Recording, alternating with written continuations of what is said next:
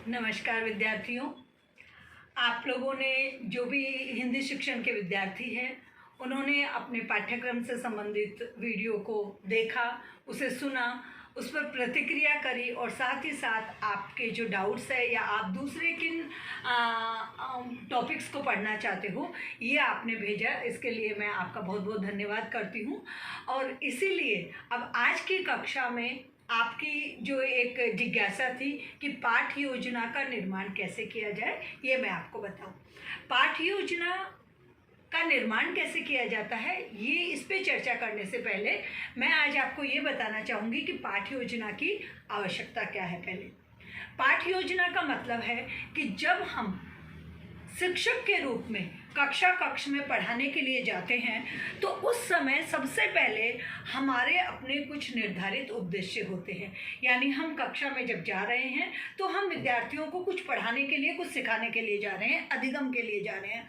उस अधिगम से हम किन उद्देश्यों को प्राप्ति कर लेंगे, क्योंकि शिक्षण प्रशिक्षण जो है वो केवल विद्यार्थियों को सिखाने जितनी बात नहीं है, उसमें शिक्षक अपना आत्म मूल्यांकन भी करता है। इसलिए वो अपने कुछ उद्देश्यों को लेकर के जाता है और उद्देश्यों को कक्षा करने के बाद में जब वो उसका विश्लेषण करता है, उसका विभिन्न प्रकार से मूल्यांकन करता है, तब वो ये जांचता है कि उसको अपने शिक्षण में और कितना इम्प्रूव करना है और कितनी गुणवत्ता लानी है और कितनी अच्छे से करना है।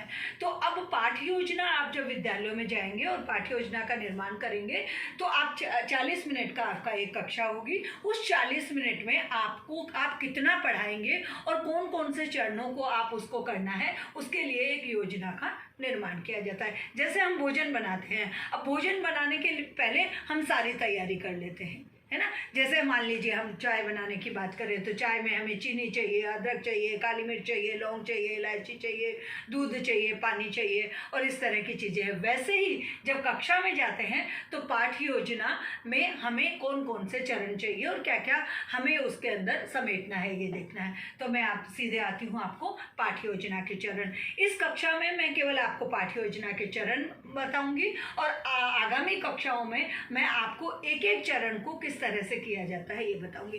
पाठ्य योजना के चरण में सबसे पहला जो हमारा चरण होता है वो होता है उद्देश्य। यानी उद्देश्य, उस पाठ्य योजना के या उस कक्षा के पढ़ाने के उद्देश्य क्या है।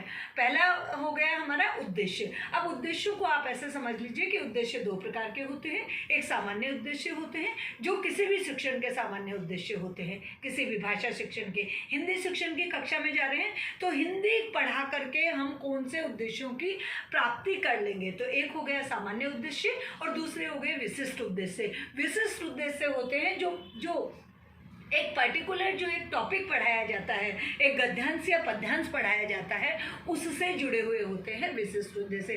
तो पहला चरण हमारा हो गया उद्देश्य। दूसरा चरण हमारा जो होता है वो होता है सहायक सामग्री, विधियां और प्रविधियां। यानी हम उस पाठ को पढ़ाने के लिए कौन कौन सी सहायक सामग्री का उपयोग करेंगे। अब इसमें भी हमारी सामान्य सहायक सामग्री हो सकती है। सामान्य में पाठ्य पुस्तक हो गई, हमारा श्यामपट्ट हो गया और हमारी चौक हो गई। और दूसरा हमारा होता है विशिष्ट सहायक सामग्री या विधि या प्रविधि। यानी जो अंश या पाठ हम पढ़ा रहे हैं उससे रिलेटेड यदि हम कोई चित्र लेकर के जाते हैं, वास्तविक वस्तु लेकर के जाते हैं, मॉडल लेके जाते हैं तो वो, या कोई एक्टिविटी करवाता है, कोई क्रिया करवाते हैं, वो हमारी हो गई विशिष्ट। उसके बाद में तीसरा चरण आता है पूर्व ज्ञान को जांचना। पूर्व ज्ञान क्या होता है।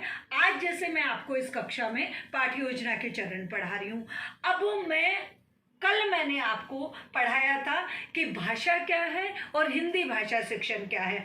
तो अब मैं पाठ्य योजना को पढ़ाने से पहले जो ज्ञात है, यानी जिसकी जानकारी आपको है, उस जानकारी को लेकर के ज्ञात से अज्ञात की ओर जाऊंगी। यानी जो आप जानते हैं उससे प्रश्न पूछना शुरू करके जो आप नहीं जानते हैं वहां तक आपको ले जाऊंगी, ताकि आपको कोई भी चीज़ नई नहीं लगे, आश्चर्यचकित नहीं हो या आपको ये नहीं लगे कि कुछ कठिन है। तो तीसरा होता है पूर्व ज्ञान की जांच करना। जब हम पूर्व ज्ञान की जांच कर लेते हैं तो पूर्व ज्ञान की जांच के बाद में हमारा अगला चरण आता है उद्देश्य कथन। उद्देश्य कथन का मतलब वो होता है कि आप अब विद्यार्थियों के सामने अपने उस टॉपिक को बता रहे हैं, अनाउंसमेंट कर रहे हैं, आप उसकी उद्घोषणा कर रहे हैं कि आज की कक्षा में हम पाठ्य योजना के चरण को पढ़ेंगे। ये हमारा उद्देश्य कथन हो गया। उद्देश्य कथन के बाद में अगला चरण हमारा आता है आदर्श वाचन। आदर्श वाचन जो होता है वो शिक्षक के लिए होता है। शिक्षक जब किसी गद्यांश या पद्यांश को स्वर, लय, ताल, आरोह, अवरोह और व्याकरण आदि चिन्हों के साथ जब उसका पठन करता है, जब उसको पढ़ता है, तो उसको कहते हैं आदर्श वाचन। आदर्श वाचन के बाद में अगला जो हमारा चरण आता है वो आता है अनुकरण वाचन। अनुकरण शब्द से ही आप समझ गए होंगे, अनु और करण यानी पीछे पीछे चलना। अध्यापक ने जो आदर्श वाचन किया उसी प्रकार से कक्षा के एक या दो विद्यार्थी को अध्यापक और अध्यापिका निर्देश देंगे कि अब आप इसको पढ़िए। ये होता है अनुकरण वाचन।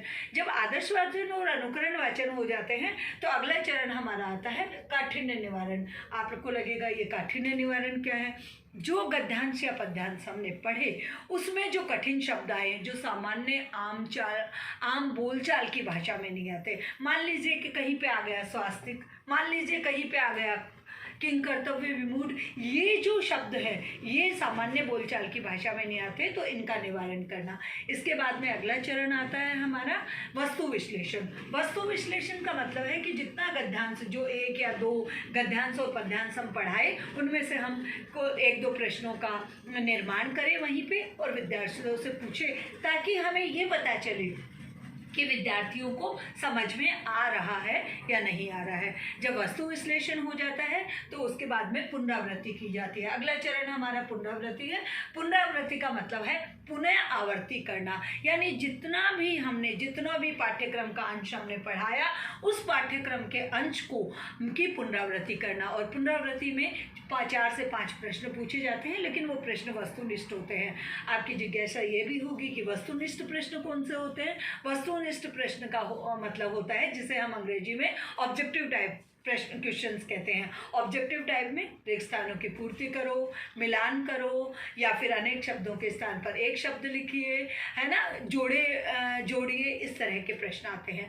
और पुनरावृत्ति के बाद में दिया जाता है गृह कार्य।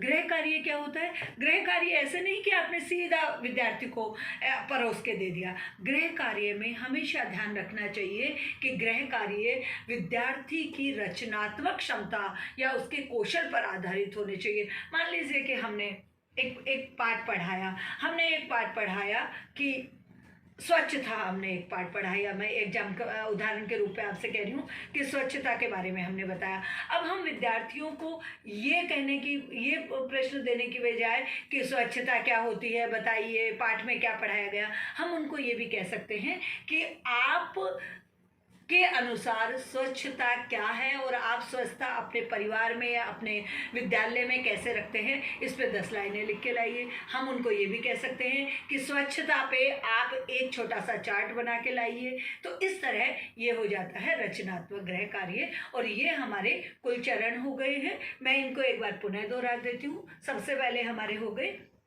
पाठ्य योजना के उद्देश्य, उसके बाद में दूसरे नंबर पे हमारे आते हैं सहायक सामग्री, विधियां और प्रविधियां, फिर हमारा आता है पूर्व ज्ञान की जांच करना, उसके बाद में आते हैं हमारे उद्देश्य कथन, फिर आदर्श वाचन, अनुकरण वाचन, काठिन्य निवारण, वस्तु विश्लेषण के प्रश्न, पुनरावृत्ति, और पुनरावृत्ति के बाद में हमारा आता है गृह कार्य। तो ये हुए हमारे कुल पाठ्य योजना के चरण।